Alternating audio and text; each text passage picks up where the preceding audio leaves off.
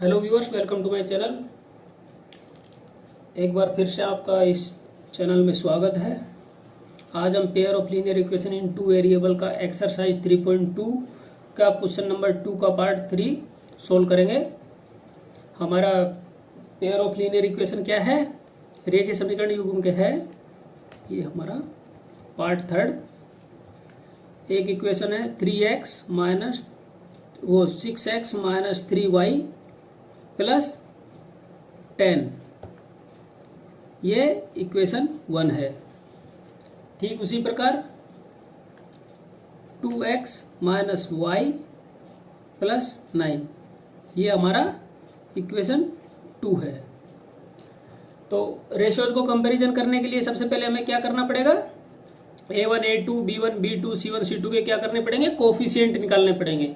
तो इसके लिए क्या करना पड़ेगा? बिल्कुल जो पार्ट 1 और पार्ट 2 में किया है उसी प्रकार हम रेखीय समीकरण युग्म के व्यापक रूप अर्थात general form of pair of linear equation से कंपेयर करेंगे। वी कंपेयर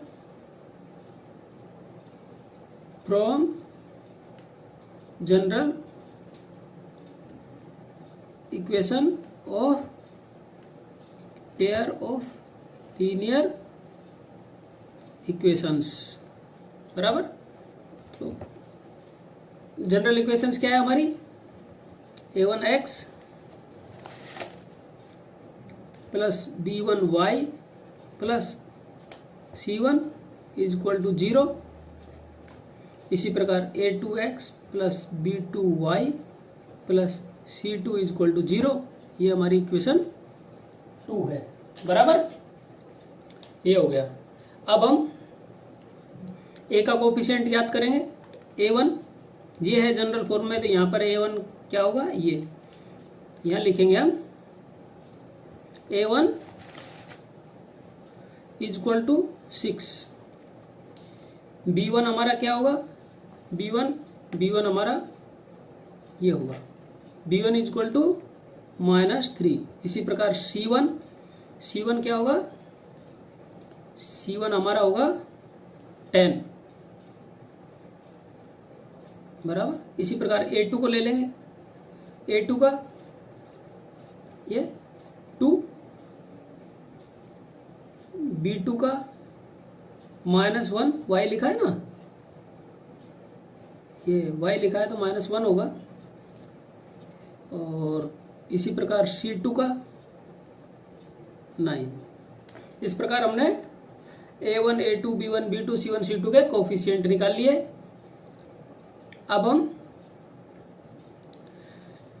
इन कोफिशिएंट को आनुपातिक रूप में लिखेंगे। कंपेयर करने के लिए हमने लिखा a1 अपॉन a2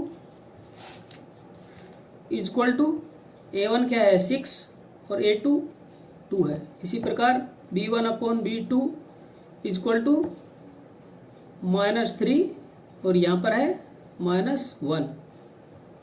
ठीक इसी प्रकार c1 अपॉन c2, c1 कितना है?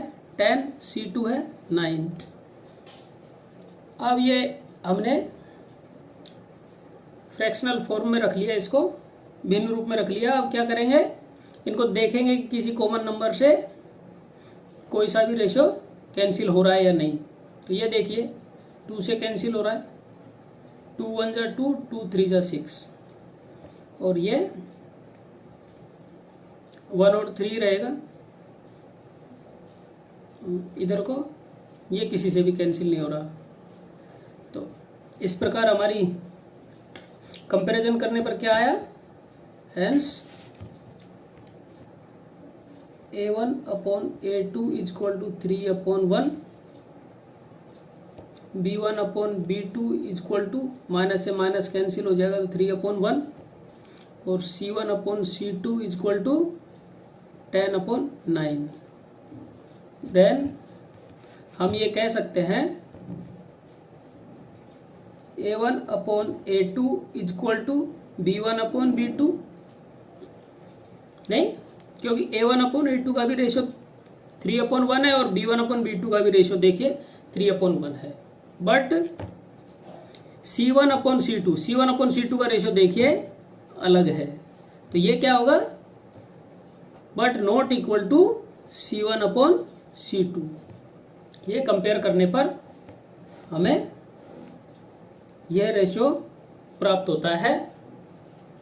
तो अब हम क्या करेंगे, हमने हमारे जो इंट्रोडक्शन का पार्ट था उसमें देखा था कि जब रेशियो को कंपेयर करते हैं और वो बराबर नहीं होते तो क्या होता है।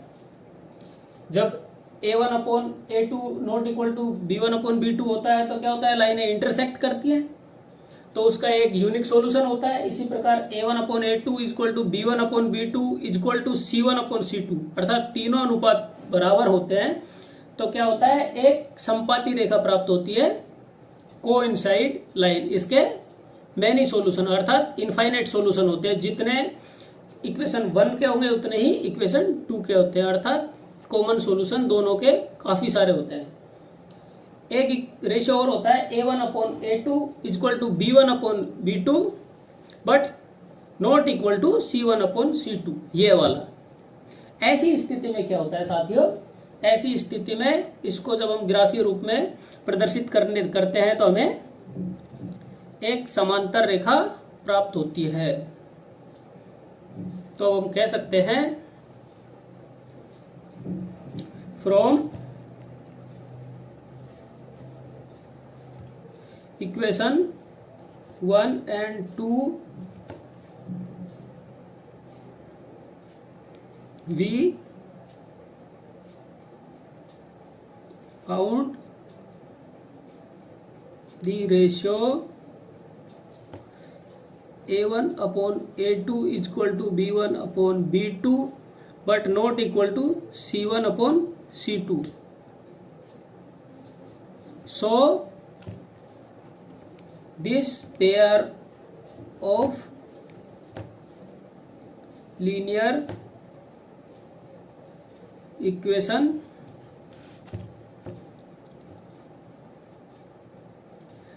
represent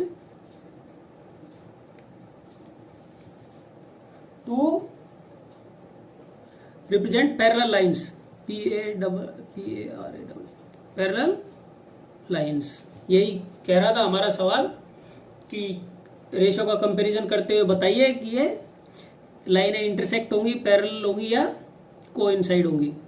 तो यही हमारा आंसर हो गया। ओके साथियों, बिल्कुल आसान है, किसी भी तरह की कोई प्रॉब्लम नहीं है, बस थोड़ा ध्यान लगाने की जरूरत है। ऐसा कुछ भी नहीं है इसमें कि जो हमें नहीं आता हो। थैंक यू साथियों।